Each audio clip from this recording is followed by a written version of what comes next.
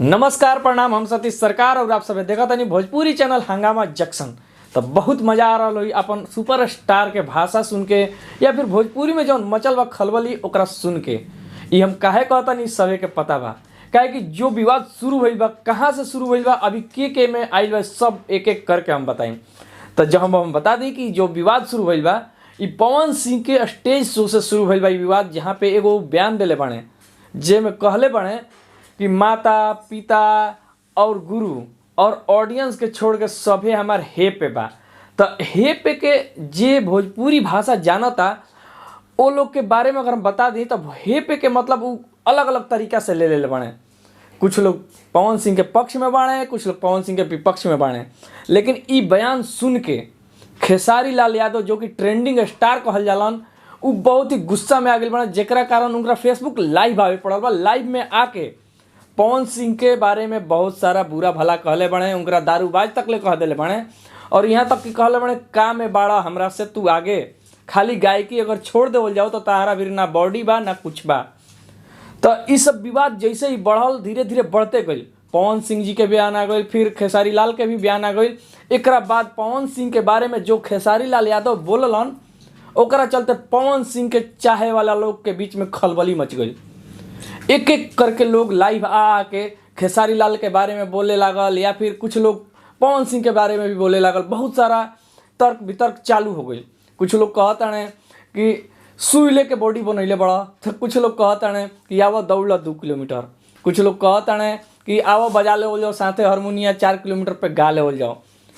यहाँ तक कि कुछ लोग समर्थन कैले बने बयान के, कुछ लोग बहुत विरोध कैले बने और जहाँ तक सबसे बीच फसल बने दर्शक जो बने, श्रोता बने या बोल सकी ना फैंस बने, दोनों लोग के कमेंट सेक्शन में ज़बरदस्त गाली गलौज चालू बा।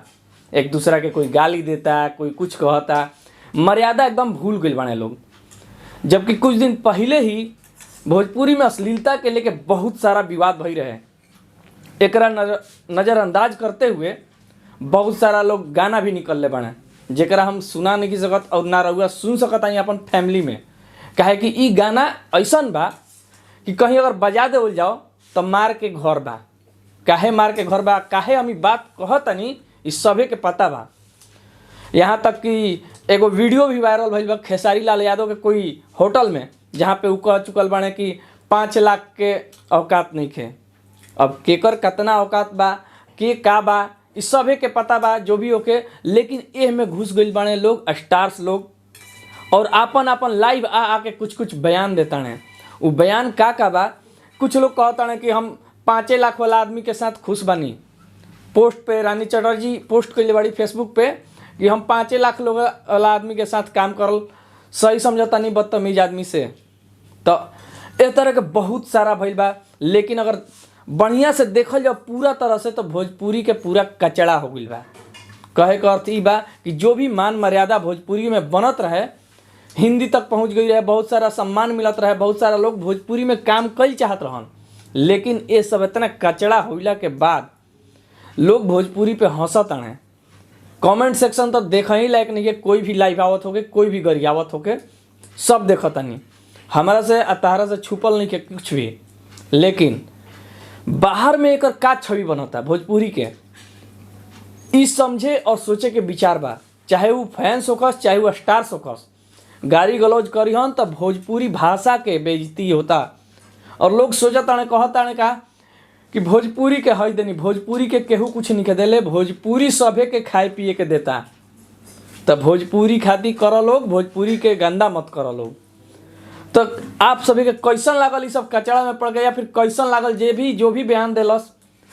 बहुत सारा स्टार लोग के बयान आयल, यहाँ तक कि न्यूज आयल कि खेसारी लाल यादव के बनारस में शूट चलत रहे, ओजा समर सिंह 150 की 200 लड़का लेके पहुँच गलन मार झगड़ा करे खातिर। ई भी न्यूज आयल बा। आ ई न्यूज नहीं आइल, अन्नपूर्णा फिल्म्स के मालिक अखिलेश कश्यप जी जो कि राइटर हमें खेसारी लाल यादव के उ बयान दिले बने या फिर लाइव आके बतैले बने कि ऐसा ऐसा घटना घटल बा। तो बहुत सारा चीज़ बा, ये सब चीज़ के नज़रअंदाज नहीं किया कर सकत। काहे कि जब भी यूट्यूब खुला था ये सब चीज़ दिखा था, और ये सब चीज़ दिखी तो लोग के खराब लगबे करी। ऐसे भोजपुरी गंदा होता। कमेंट सेक्शन में हमारा जरूर बताई कि एक इम्पैक्ट का पड़ी और भोजपुरी के साफ छवि बनावे खातिर आखिर का करे पड़ी। दर्शक लोग भी इस बारे में सोचस, स्टार्स भी सोचस, और जितना लोग सोचता कि भोजपुरी आगे जाओ उतने लोग इनकरा के पीछे ढकेल देता। तो ए पे ध्यान दीजा थोड़ा। भोजपुरी बहुत लोग के खाना पीना देता, तो भोजपुरी के बारे में सोची जा, साफ छवि बनाई जा, इना कि इतना गंदा कर दी जा कि लोग गायकी लाइन में जाए से पहले सोचस।